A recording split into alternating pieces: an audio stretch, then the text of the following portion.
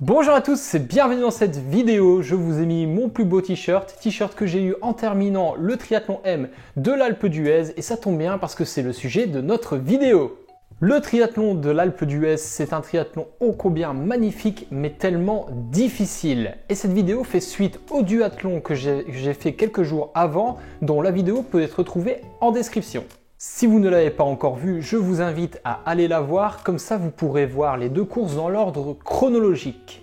Donc nous sommes dans les Alpes, en France, au lendemain de ce duathlon qui a laissé des traces évidemment, car le duathlon c'est un sport difficile et avec le dénivelé que l'on a eu, ça laisse des traces dans l'organisme, des courbatures. Mais pourtant je m'attendais à pire. Étonnamment, je me suis trouvé assez frais et avec des jambes assez légère, on va dire, par rapport au lendemain de compétition, ce qui s'avère être une bonne chose en vue du triathlon. Mais ce n'est pas pour autant que je ne vais pas faire le maximum pour récupérer le plus possible d'énergie et de force avant le triathlon. J'en profite pour aller dans les cours d'eau qui sont très nombreux dans la région, qui descendent directement de la montagne, ce qui permet de faire un peu de cryothérapie. Je peux marcher dans certains cours d'eau et dans d'autres, je me suis allongé avec simplement un espèce de massage de l'eau parce qu'il y avait du courant dans les rivières, donc c'était vraiment bien à ce niveau-là. Bien sûr, à côté de ça, l'hydratation, la nourriture, les siestes et les massages pour pouvoir être prêt de nouveau sur le triathlon. Je vais également en profiter pour faire quelques entraînements, des décrassages pour pouvoir notamment reconnaître le parcours vélo qui est un petit peu différent, c'est-à-dire qu'on a 27 km de vélo sur le triathlon M, dont 15 km qui vont, on va dire 13-14 km qui vont nous amener au pied de l'Alpe d'Huez. Donc je repère surtout ce secteur-là, je n'ai pas refait de grosses montées, simplement mouliné en vélo. Et également des entraînements de natation, ça c'est bien également pour la récupération, sans trop forcer, mais évidemment, comme il y avait peu de temps entre les deux épreuves, je n'ai pas remis de séance de course à pied pour être sûr de récupérer. D'ailleurs, il faut noter qu'il y a un gros changement d'ambiance entre le duathlon et le triathlon, parce qu'il ne fait plus 30 degrés passés, mais seulement 18 degrés, et ce n'est plus le soleil qui est au rendez-vous, mais bien la pluie. Et oui, à la montagne, on le sait, le temps peut changer d'un jour à l'autre, mais ce n'est pas si grave. Au final, on aura un peu de notre Belgique sur l'Alpe d'Huez. Finalement, le jour de la course arrive, et puisqu'on avait été chercher nos dossards à l'avance, on n'a plus qu'à aller en T2, poser nos chaussures de running, notre gel pour la course à pied, une casquette, bref, tout ce que j'ai besoin pour ma course à pied. Donc évidemment, ce parc, il est au sommet de l'Alpe d'Huez. Et en s'y rendant, on se rend compte des conditions dantesques que l'on va subir. Il fait froid en altitude, l'eau qui tombe du ciel est vraiment très fraîche et je me dépêche donc d'aller à la transition pour déposer tout mon équipement. Et je fais ça donc le plus rapidement possible pour éviter d'attraper trop froid. Et on décide de descendre en voiture pour éviter d'avoir froid dans la descente parce que sous la pluie, non seulement je risque de tomber malade ou de perdre beaucoup d'énergie en étant frigorifié, mais en plus, il y a des risques de chute. Donc on descend en voiture, on reste dans la voiture le plus longtemps possible avant qu'on puisse poser le vélo à la transition. Donc je le pose vraiment au dernier moment pour éviter de sortir. Je reste au chaud dans la voiture. J'y retourne d'ailleurs dans la voiture. Et c'est vraiment au dernier moment que j'enfile ma combinaison néoprène qui, elle, protège bien du froid, bien de la pluie, vu que ça va dans l'eau. Et je fais mon échauffement à sec pour pouvoir démarrer la natation.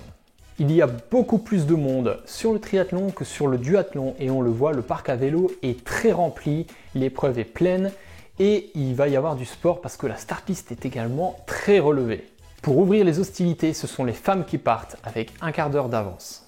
Nous attendons notre départ à l'extérieur de l'eau et c'est seulement 5 minutes avant que l'on peut rentrer dans l'eau et nager tout doucement jusqu'à la ligne de départ qui est donc dans l'eau. On a de la chance, cette année, l'eau est particulièrement chaude puisqu'il y a eu beaucoup de chaleur dans les jours et les semaines précédentes malgré la température du jour. Donc on a une eau vraiment bonne pour le triathlon de l'Alpe d'Huez. Donc on attend sans être trop frigorifié, mais la tension monte déjà. Ça crie, ça gueule, les gens se respectent pas vraiment et commencent à se tirer la bourre 4-5 minutes avant le départ. On tire, on pousse les épaules, bref. Donc j'essaie d'expliquer aux gens autour de moi que c'est pas la peine de se fighter comme ça au départ parce que sinon ça va être contre-productif. Il faut qu'on nage vers l'avant sans se rentrer l'un dans l'autre. Le coup de pétard est donné et heureusement de mon côté ça se passe pas trop mal, j'arrive à prendre un bon départ et je me rends compte au bout de 500-600 mètres que oui il y a des gens devant mais pas tant que ça et je m'estime être entre la 10e et la 20e place et on nage comme ça pendant toute la durée de la natation. On rattrape des filles vers la fin évidemment de la natation, les dernières femmes, donc on slalom un peu et finalement je sors direction mon vélo en 14e position. Là tout le monde se dépêche de prendre le vélo et c'est parti. Je suis donc 14e comme je vous l'ai dit et mon objectif c'est de rester proche du top 10 qui est mon objectif final sur cette course. Pour ce qui est de ma stratégie, j'avais décidé de ne pas rouler trop fort sur le plat et de tout mettre sur la montée de l'Alpe. Mais apparemment, je n'ai pas mis assez parce que j'ai perdu pas mal de temps dans le premier secteur. Donc c'est plus ou moins en 20e, 25e position que je rejoins l'Alpe d'Huez. Allez Emmanuel, allez. Par contre, je réalise une belle montée et j'avais bien sûr connaissance de mon niveau par rapport au duathlon que je venais justement de faire. Mais il faut savoir que ce n'était pas exactement le même parcours car à cause des conditions météo, il y a un arbre ou un piquet qui est tombé sur la route et on doit prendre un itinéraire bis pour pouvoir rejoindre le sommet de l'Alpe. Nous ne sommes pas au courant, donc c'est vraiment à un certain moment on voit qu'on nous dit de partir dans une autre direction. Évidemment, comme c'est des officiels, on le fait.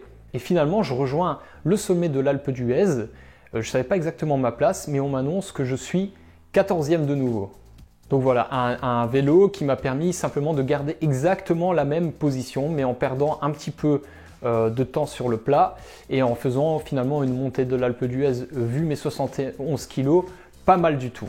Je dis pas mal du tout parce que le meilleur temps sur la montée de l'Alpe d'Huez ne va finalement que 1 minute plus vite que moi. Donc c'est vraiment un objectif rempli pour moi. Mais l'objectif le plus important, il est maintenant, puisqu'on vise le top 10 et qu'on est 14e. Il y a des gens pas trop loin devant, donc je m'élance le plus rapidement possible avec l'objectif de rattraper du monde, dont les Belges qui sont encore devant moi. Le parcours est de nouveau comme celui du duathlon, très difficile. C'est un mixte entre un peu de bitume et du trail, mais surtout avec un dénivelé important. Donc même s'il n'y a que entre 6 et 7 km de course à pied, eh bien, ce sont des kilomètres très difficiles et très longs également. J'arrive à remonter dans le top 10 plus ou moins à mi-course, mais je vois qu'il y a encore des places à prendre.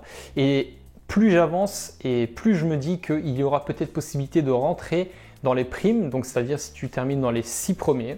Donc je m'accroche et je rattrape mes adversaires un par un. Je suis maintenant premier belge et je vois des amis à moi, des Français avec qui j'étais dans la même équipe lorsque je faisais la D1 Tri, encore un peu devant, donc je me bats pour rattraper place après place et c'est finalement dans la dernière ligne droite que je viens chercher mon top 6. Donc voilà, je termine 6e, ce qui me permettra de monter une deuxième fois en quelques jours sur un podium de cette magnifique organisation de l'Alpe Triathlon.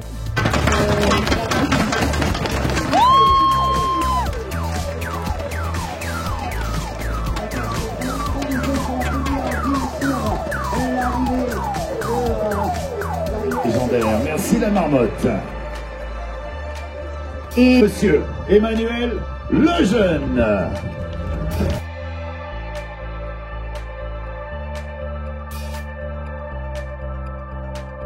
Pour quelques secondes, je réalise le deuxième temps à pied et c'est vraiment avec des souvenirs inoubliables que je quitte ma première expérience sur ce triathlon et dans cette belle région. Et franchement, c'est avec beaucoup de plaisir que je remettrai un dossard cette année, mais cette fois-ci avec l'ambition d'essayer, pourquoi pas, de gagner soit le du, soit le tri, ou pourquoi pas de rêver d'un doublé. Et voilà les amis, c'est fini pour la vidéo, j'espère qu'elle vous a plu. En tout cas, ça m'a fait plaisir, comme d'habitude, de partager avec vous le retour sur cette compétition. Et je vous dis à très bientôt pour d'autres vidéos, et d'ici là, sportez-vous bien!